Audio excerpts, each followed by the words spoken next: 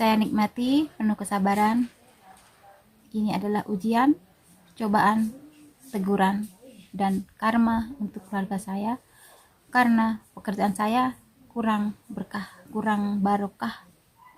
Jadi Allah Subhanahu wa taala mensucikan segalanya. Halo kawan-kawanku semuanya, assalamualaikum. Jumpa lagi bersama saya Maya Kalbi. Kesempatan videoku kali ini aku mau membahas seperti di judul ya, seperti judul di bawah.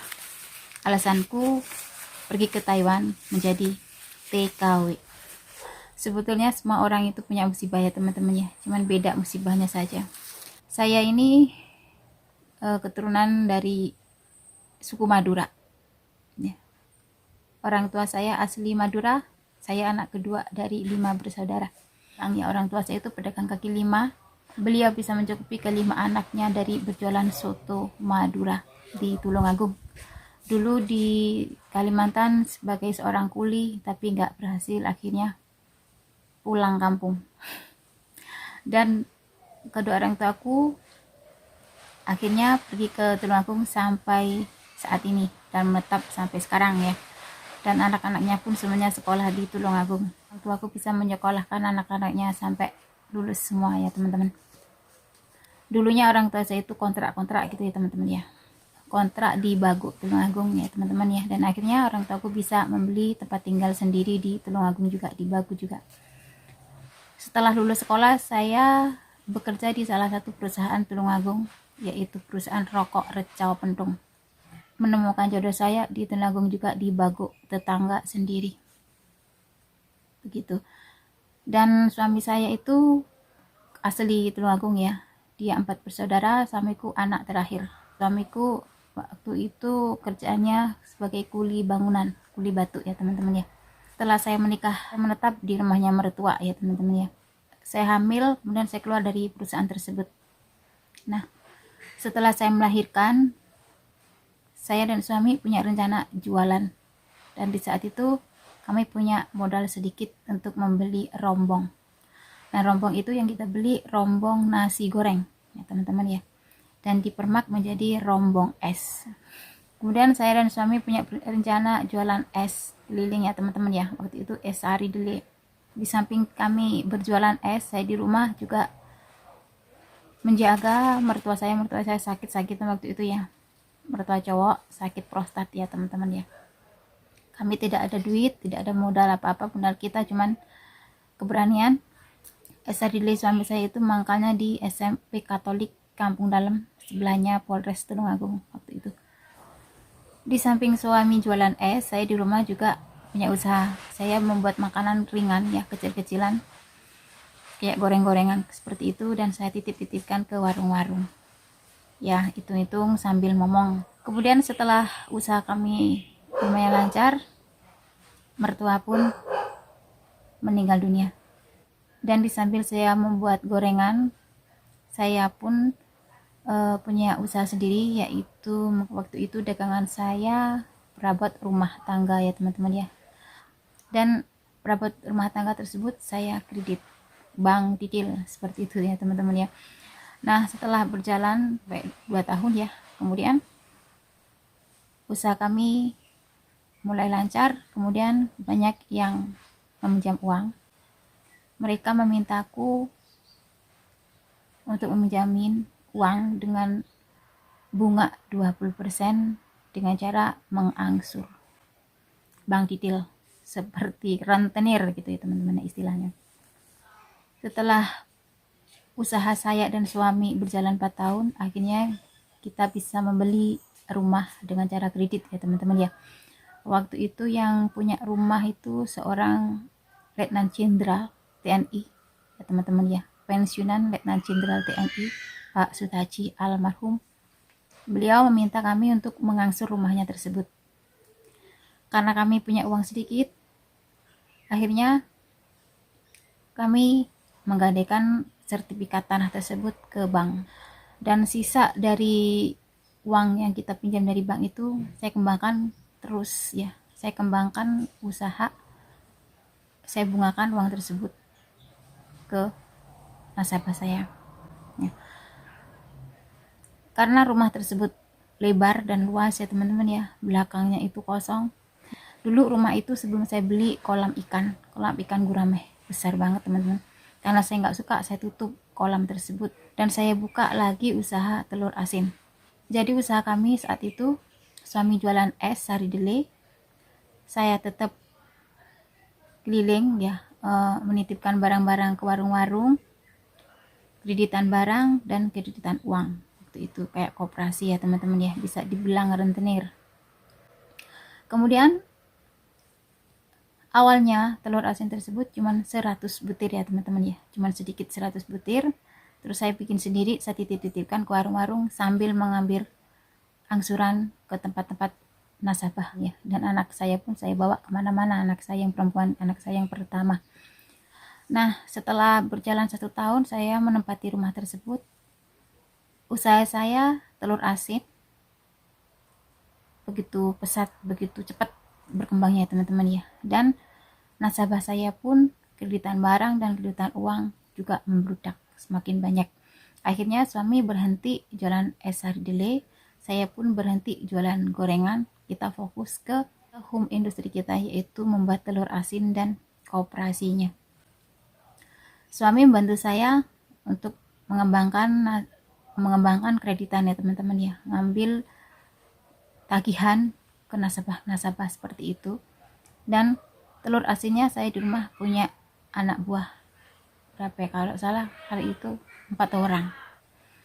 Nah, dari hasil kita jualan sari dele, jualan gorengan, kreditan barang ya, kreditan uang, dan juga jualan telur asin, kami bisa mempunyai mobil sampai punya 3 unit sepeda motor. Juga hutang banyak. Telur bebeknya datang sendiri, matangnya juga diambil pembeli. Ada yang menjajakan, ada yang mengambil, seperti itu ya teman-teman ya. Perkembangan telur asinku berkembang baik ya teman-teman ya. Bahkan kreditanku pun juga berkembang baik sampai nasabah aku itu mencapai 500 lebih orang. Nah, setelah berkembang begitu baik, begitu bagus usaha kami, saya hamil anak kedua ya teman-teman ya. Dan di waktu itu, waktu hamil anak kedua itu saya terus bekerja naik sepeda motor. Akhirnya saya divonis sama dokter Oni untuk berhenti, untuk istirahat, karena kandungan saya sudah besar dan posisi bayi tersebut malang harus dioperasi. Dan akhirnya saya berhenti di rumah membantu buat telur asin dan menata pembukuan keuangan seperti itu. Dan yang di luar tagihan tersebut dipegang suami. Nah, kemudian setelah saya melahirkan anak yang kedua, dan alhamdulillah saya tidak operasi, atas saran dokter saya ikutin semuanya, saya ikuti senam hamil, akhirnya saya melahirkan normal teman-teman. Nah, setelah saya melahirkan anak yang kedua, mulailah usaha kami goncang, usaha kami mulai hancur ya teman-teman ya. Untuk menata kembali usaha saya berusaha membuka usaha baru, yaitu warung makan ya teman-teman ya, warung makan soto ya. Dan warung makan saya itu ada 2 tempat ya teman-teman. Dan karena saya sibuk ngomong dengan anakku yang kedua, anakku yang pertama juga masih SD ya, selisih mereka itu 9 tahun kalau nggak salah ya. Usaha kami mulai goncang, mulai goyah. Telur asin macet setorannya, warungku juga seperti itu, barang habis, uangnya nggak ada, karena yang menunggu orang lain bukan saya ya teman-teman ya. Saya serahkan semuanya ke anak buah waktu itu. Saya dan suami tetap fokus ke kreditan. Dan kemudian nasabah semakin bertambah, semakin melonjak, semakin berkembang ya teman-teman ya. Semakin banyak yang meminta pinjaman dan saya pun memberanikan diri untuk memberi pinjaman yang lebih besar tanpa jaminan waktu itu. Saya karena terlalu berani memberikan pinjaman besar, akhirnya banyak nasabah yang tidak bertanggung jawab, banyak nasabah yang melarikan diri, banyak nasabah yang tidak mau menyaur hutang. Karena usahaku semakin lancar, banyak teman-teman saya yang tertarik menitipkan uangnya ke saya dengan keuntungan bagi hasil ya teman-teman ya. Waktu itu 50-50. Teman aku menitipkan uangnya ke saya tanpa saya yang meminta ya. Mereka datang sendiri menitipkan uangnya. Uang tersebut saya pinjam-pinjamkan ke nasabah saya dengan bunga ya, tetap dibagi sama teman aku gitu. Bank pun tetap jalan ya, hutangku tetap belum selesai waktu itu. Nah setelah itu mulai goncang usahaku ya teman-teman ya, mulai banyak yang macet ya, mulai setoran telur, warung pun juga macet, larisnya laris teman-teman, tapi uangnya nggak ada. Kayak telur asin pun juga gitu, jalan, telurnya itu jalan tapi pemasukannya yang terus menipis, pengeluarannya terus, pemasukannya menipis. Nasabah pun banyak yang nggak tanggung jawab, banyak yang tidak mau membayar untuk pinjaman dari yang kecil maupun yang besar, banyak yang tidak mau bertanggung jawab, banyak yang melarikan diri gitu teman-teman ya. Tagihan untuk ke bank itu sudah di depan mata, itu sudah ada ya teman-teman ya. Makanya saya itu nagihnya itu ke nasabah itu agak galak, agak judes, agak jahat ya, karena modalnya itu semua dari bank ya teman-teman ya. Banknya itu sudah kelihatan bulan depan tanggal sekian harus ada, seperti itu. Seperti halnya teman-temanku yang menitipkan uangnya setiap tanggal segini harus dibagi hasilnya, seperti itu. Tapi kan kenyataannya tidak ada yang tahu bagaimana tagihan tersebut lancar enggaknya. Pokoknya pihak bank dan teman aku mintanya itu tepat waktu. Bukan teman satu ya teman-teman, waktu itu temanku banyak yang nitipkan uang ke saya, bukan satu orang, banyak. Memang orangnya sportif ya teman-teman ya, saya harus tepat waktu. Nah makanya saya mengejar tagihan itu harus juga tepat waktu, tidak boleh tidak, harus hari ini juga ada, kayak gitu. Akhirnya saya daripada ribet-ribet, ya udahlah, akhirnya aku menambah hutang lagi di bank untuk dibagi hasil ke teman aku itu bunganya. Ya karena apa ya teman-teman ya, saya orangnya itu sportif, saya nggak suka kalau berbelit-belit kayak gitu. Tagihan bank di depan mata sudah ada, sudah kelihatan setiap bulannya, dan bunga pun yang harus dibagi di depan mata sudah ada tanggalnya. Saya bekerja dikejar-kejar setoran ya teman-teman ya, makanya saya bekerja waktu itu tidak ada senyum sama sekali ya, harus tegang ngambil tagihan ke nasabah-nasabah tersebut. Nah selain nasabah-nasabahku banyak yang tidak bertanggung jawab, telur asin pun juga gitu teman-teman ya, keluarnya itu banyak ya, larisnya minta ampun, tapi uangnya itu nggak ada, minus, seperti itu. Saya pusing ya teman-teman ya. Dan warung pun juga ikut-ikutan, barang habis, nggak ada duit, nggak dapat duit ya. Akhirnya usaha saya dan suami gulung tikar, bangkrut teman-teman. Dan saya akhirnya bertekad diri untuk pergi ke luar negeri. Selama proses di PT, mobil kejual dan dua sepeda motor terjual juga ya teman-teman ya. Kemudian saya minta izin ke suami untuk berangkat ke Taiwan ya teman-teman ya, karena usaha kami yang sudah mulai bangkrut, mulai goyah. Awalnya suami tidak mengizinkan ya, karena memang keadaan kita terpaksa suami mengizinkan saya untuk ke Taiwan menjadi seorang TKW. Sewaktu saya berangkat ke Taiwan tuh masih ada satu rumah ya teman-teman ya. Yang namanya bangkrut mau apa lagi ya kan, dikejar-kejar pun apa yang harus saya kasih, memang nggak ada. Kemudian saya berangkat ke Taiwan, meninggalkan anak dan suami, itu suatu pukulan berat teman-teman, suatu pukulan berat, cobaan ujian terberat bagi saya sewaktu saya berpisah dengan keluarga. Ini adalah satu teguran, ujian, cobaan, bahkan suatu karma ya teman-teman ya. Ya karena usaha saya memang gak barokah ya, yaitu rentenir, nganakni duit, membungakan uang, menggandakan uang dengan bunga besar. Saya merasakan usaha saya ini memang gak berkah, tidak barokah teman-teman ya. Memang tidak baik, tidak bagus untuk keluarga saya. Akhirnya usaha kami hancur, usaha kami bangkrut. Saya berangkat ke Taiwan dengan modal baju yang melekat. Saya meninggalkan anak-anak saya dan suami saya, berpisah dengan anak-anak, berpisah dengan kedua orang tua, berpisah dengan suami, berpisah dengan keluarga saya. Itu satu pukulan terberat selama hidup saya. Saya tidak pernah berpisah dari mereka, dari orang-orang yang menyayangi saya, dari orang-orang yang saya sayangi. Akhirnya saya berangkat ke Taiwan, menahan segala rasa. Sebelum saya berangkat ke Taiwan itu saya pernah mempunyai rencana untuk bercerai ya teman-teman ya.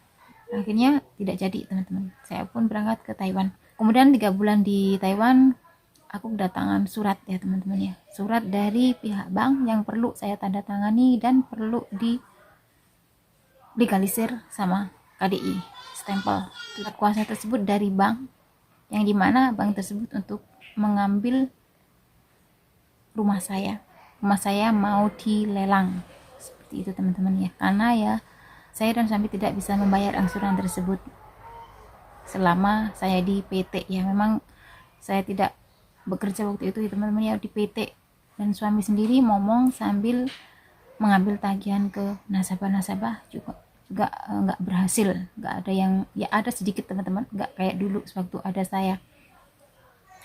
Awalnya saya sudah memperjelas ke suami, jangan ditandatangani, nanti kalau aku pulang saya mau penalti saja ya teman-teman ya. Saya mau lunasin dengan kemampuan saya, karena saya pinjam uang di bank itu bukan 1 tahun 2 tahun, puluhan tahun teman-teman ini.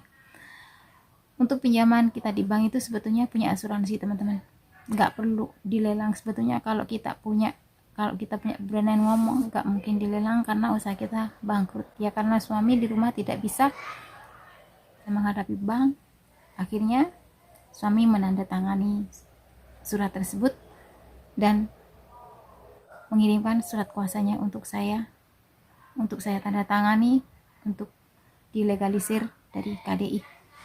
Terus akhirnya dengan terpaksa surat tersebut saya tanda tangani, dan saya pun dibantu pihak agen untuk meminta legalisir dari KDI. Dan akhirnya rumah saya, perjuangan saya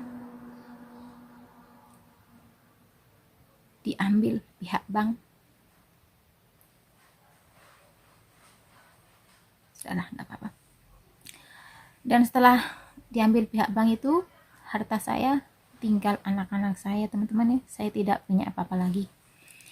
Dan untuk teman-teman, untuk para nasabah yang masih punya tanggung jawab, saya tunggu inisiatif kalian.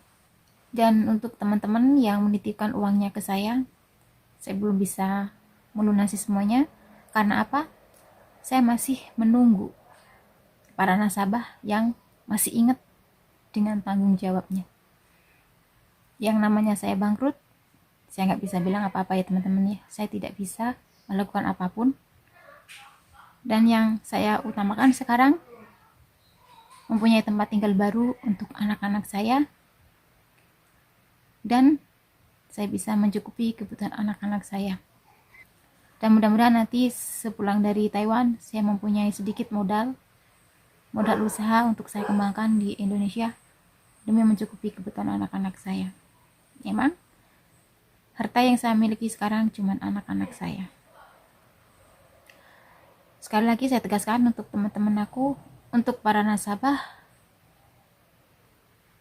mohon dengan hormat bertanggungjawabkan semua itu, karena saya juga punya tanggung jawab untuk melunasi ke teman-teman saya yang menitipkan uangnya ke saya. Kalau pihak bank sudah nggak ada hubungan apa-apa, karena rumah, tanah semua diambil oleh pihak bank. Saya sudah tidak punya hutang. Saya tinggal punya hutang ke teman-teman aku yang menitipkan uang ke saya. Teman-teman saya pun saya kembangkan lagi, saya pinjamkan lagi ke nasabah. Jadi usaha saya bangkrut, saya nggak bisa bilang apa-apa. Saya tinggal menunggu nasabah yang masih ingat dengan tanggungannya. Mudah-mudahan mereka semua masih punya rencana, masih punya niat untuk membayar. Jadi saya bisa melunasi hutang-hutang saya ke teman-teman saya yang menitipkan uangnya ke saya. Toh saya sekarang bangkrut, dulu teman-teman saya yang menitipkan uangnya ke saya sudah merasakan bunganya semuanya. Dan di sini saya tetap berusaha bekerja untuk mencukupi kebutuhan keluarga saya, untuk memberikan tempat tinggal baru untuk anak-anak saya ke depannya. Dan untuk teman-temanku yang masih menunggu dari saya untuk saya lunasi, sabar ya. Ya, karena saya masih menunggu.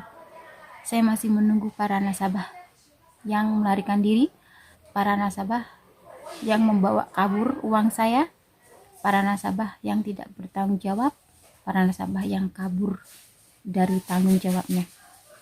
Seperti itu. Nah, itu tadi ya teman-teman ya, penjelasan saya kenapa saya menjadi TKW ke Taiwan. Nah, itu tadi ya teman-teman penjelasan dari saya, alasan saya pergi ke Taiwan menjadi TKW karena usaha saya dan suami bangkrut atau gulung tikar ya teman-teman ya. Usaha saya itu di rumah rentenir, kerjaan yang tidak barokah ya, jangan ditiru. Home industri telur asin dan warung makan, tapi semuanya sudah gulung tikar, bangkrut ya teman-teman ya. Dan rencana saya berangkat ke Taiwan ini, satu, untuk mencari tempat tinggal baru untuk anak-anak saya dan masa depan saya ke depannya. Mudah-mudahan saya diberikan kesehatan, umur panjang, jadi saya tetap bisa bekerja untuk mencapai segala cita-cita saya, memperbaiki ekonomi saya, meskipun tidak seperti dulu, setidaknya saya bisa mencukupi kebutuhan anak-anak, memberikan tempat tinggal baru untuk anak-anak saya. Mungkin karena ini pekerjaan saya yang rentenir ya teman-teman ya, pekerjaan yang tidak berfaedah, pekerjaan yang tidak barokah, tidak berkah. Jadi Allah mensucikan semua harta benda saya dengan cobaan, ujian, hukuman, karma ke keluarga saya. Oke teman-teman, cukup di sini penjelasan saya.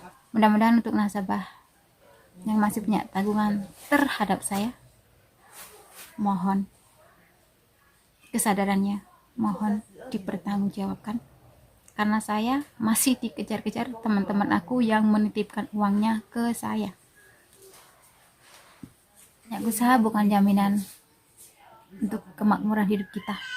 Jalani satu usaha dengan tekun, penuh tanggung jawab, penuh kesabaran dan ketelatenan, supaya tidak terjadi seperti saya, tidak terjadi kebangkrutan, tidak terjadi gulung tikar seperti usaha keluarga saya.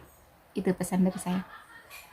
Usaha saya bangkrut, usaha saya gulung tikar karena saya kurang berpengalaman ya teman-teman ya. Jaya di usia muda, sukses di usia muda bukan jaminan untuk keberhasilan selamanya. Ini adalah hukuman, ujian, cobaan, bahkan karma untuk keluarga saya. Saya ambil hikmahnya saja, saya nikmati penuh kesabaran. Ini adalah ujian, cobaan, teguran, dan karma untuk keluarga saya, karena pekerjaan saya kurang berkah, kurang barokah. Jadi Allah Subhanahu wa taala mensucikan segalanya. Sampai di sini dulu video kali ini. Sampai jumpa di lain waktu. Sampai jumpa di konten berikutnya. Wassalamualaikum warahmatullahi wabarakatuh. Bye. Bye.